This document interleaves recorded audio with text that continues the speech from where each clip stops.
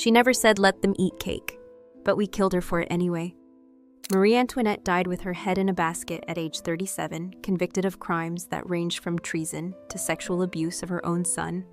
Accusations so absurd that even the revolutionaries who invented them seemed embarrassed. Her last words were, "Pardon me, sir, I did not do it on purpose." An apology to the executioner for stepping on his foot. Even at the guillotine, she was more polite than anyone who condemned her. This is the story of Marie Antoinette.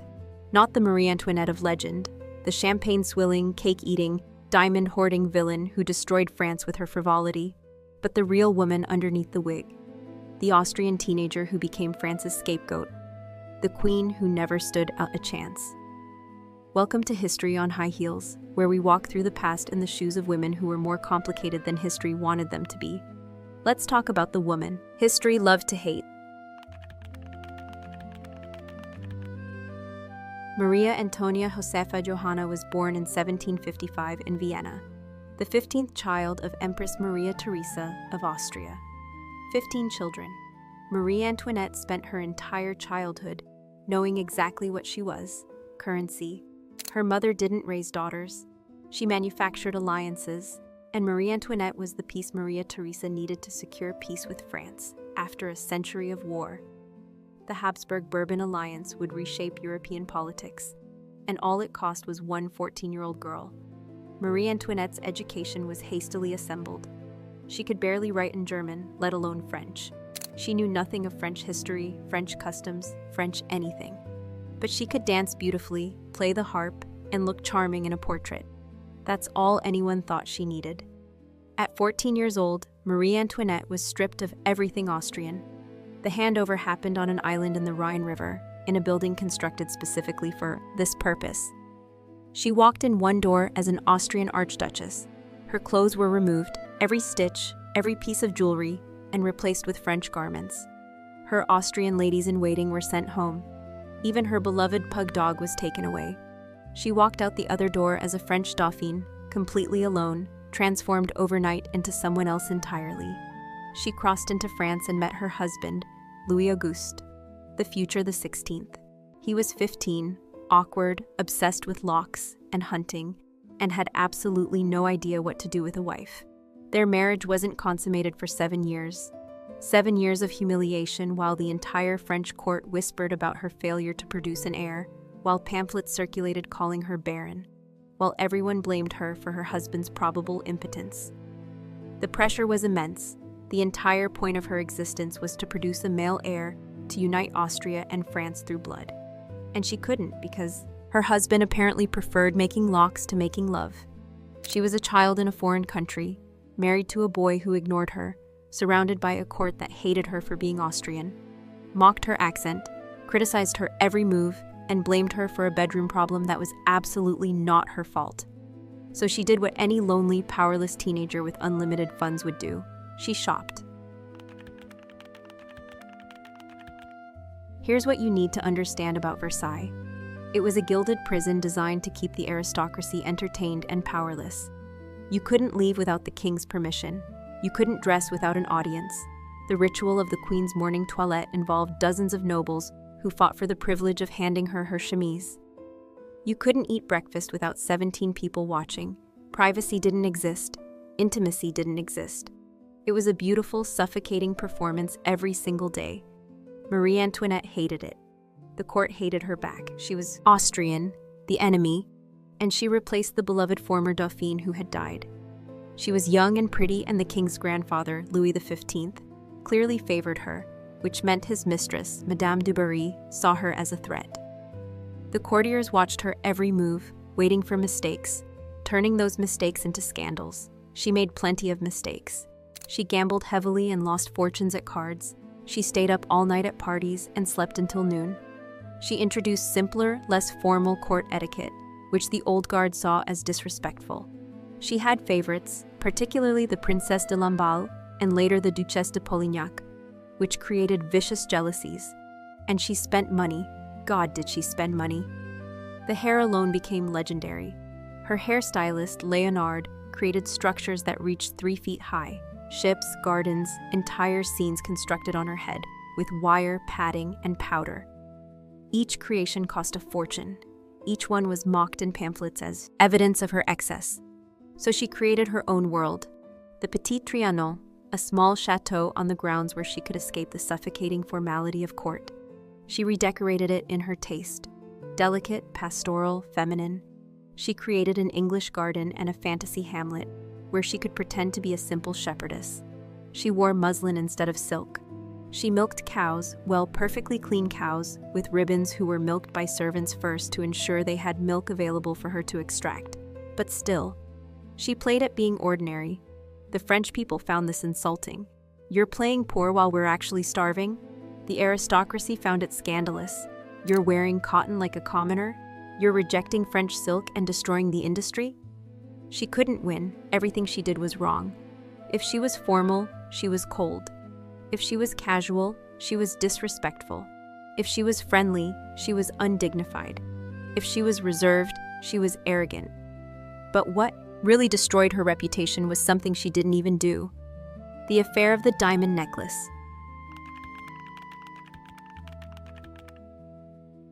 In 1785, a con artist named Jean de la Motte convinced Cardinal de Rohan, a powerful churchman desperate for the Queen's favor, that Marie Antoinette wanted to secretly purchase the most expensive diamond necklace in Europe. It was an obscene thing, 2,800 carats, 647 diamonds, designed for Louis XV's mistress, but never purchased, worth approximately 1.6 million livres, the equivalent of a naval vessel. The cardinal, foolish and vain, believed Jean's story that the Queen wanted the necklace but couldn't ask for it publicly because of the expense. He agreed to be the intermediary. Jean even arranged a nighttime meeting in the Versailles Gardens where the cardinal met the Queen, actually a prostitute who looked vaguely like Marie Antoinette in the dark. The cardinal bought the necklace on credit. Jean stole it and had her husband take it to London, where they broke it apart and sold the diamonds piece by piece. When the first payment came due and the jewelers contacted the Queen, the whole scheme unraveled. Marie Antoinette had nothing to do with it. She didn't want the necklace. She'd already turned it down years earlier as too expensive. She hadn't asked for it. She hadn't met with anyone in Gardens. She was the victim of an elaborate fraud. But when the scandal broke, guess who everyone blamed? Her husband, Louis XV, made a catastrophic decision. He insisted on a public trial to clear her name. Instead, the trial became a public spectacle where all of France got to hear every detail of the scandal, every accusation, every insinuation. The cardinal was acquitted. The jury couldn't believe a prince of the church would lie. Jean was convicted but received a light sentence. And Marie Antoinette, though never formally accused, was convicted in the court of public opinion. The pamphlets exploded. The Austrian whore and her diamonds. The Queen bankrupting France for jewelry. The woman so greedy and manipulative she'd seduce a cardinal to get what she wanted. Even though she was proven innocent, nobody cared. The narrative was too perfect, too delicious, too useful for people who wanted to blame someone for France's problems. The woman who brought France to its knees with her greed. It was a lie.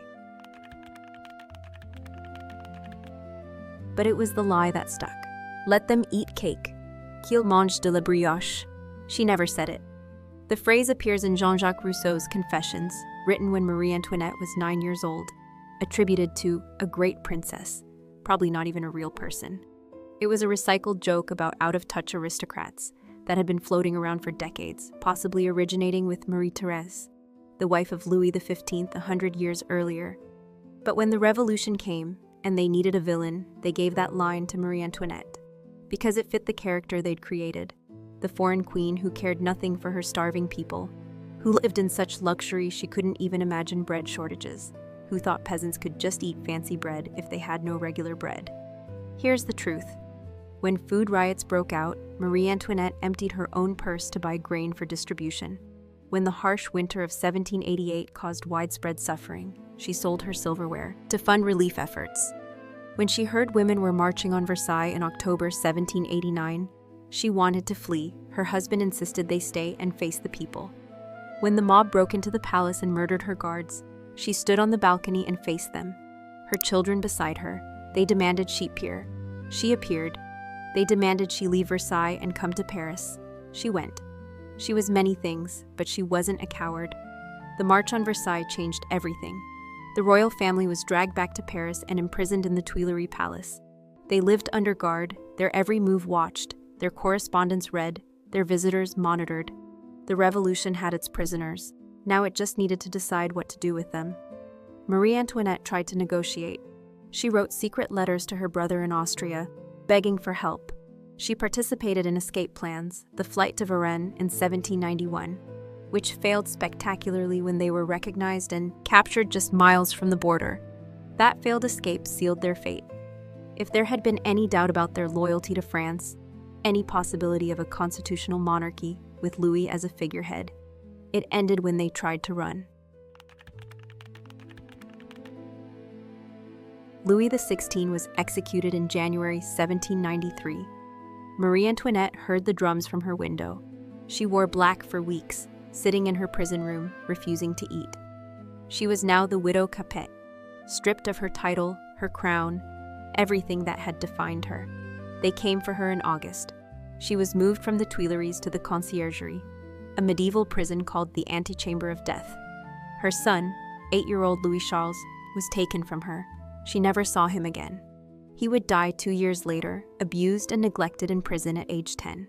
Her daughter Marie-Thérèse was locked in another cell, alone, not knowing if her mother was alive or dead. At 37, Marie Antoinette's hair had turned completely white. She suffered from hemorrhaging, probably uterine cancer, though no one treated her. She was malnourished, exhausted, broken. The trial was scheduled for October. The charges were absurd: treason, conspiracy with foreign powers, embezzlement of state funds. But the revolutionaries needed something that would guarantee the death penalty, something so shocking that even her defenders would abandon her. So they accused her of sexually abusing her 8-year-old son. The accusation was based on a confession tortured out of the young Dauphin by his captors. They claimed she had committed incest, that she had corrupted him morally and physically, that she was not just a bad queen, but a monstrous mother. The prosecutor asked her to respond to the charge. Marie Antoinette stood silent for a long moment. The courtroom waited. Then she turned to the women in the gallery and said, "If I have not replied, it is because nature itself refuses to respond to such a charge laid against a mother. I appeal to all mothers here present. Is such a crime possible?" The women in the courtroom wept. Even Robespierre reportedly said the accusation was a mistake, too extreme, too cruel, that it had generated sympathy for the queen when they needed universal condemnation. It didn't matter, she was convicted anyway, of everything. The incest charge was quietly dropped from the official record, because even revolutionaries found it embarrassing, but the verdict stood. She was sentenced to death.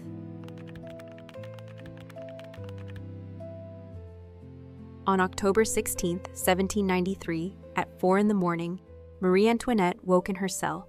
She dressed carefully in white, a white dress, white cap, white stockings.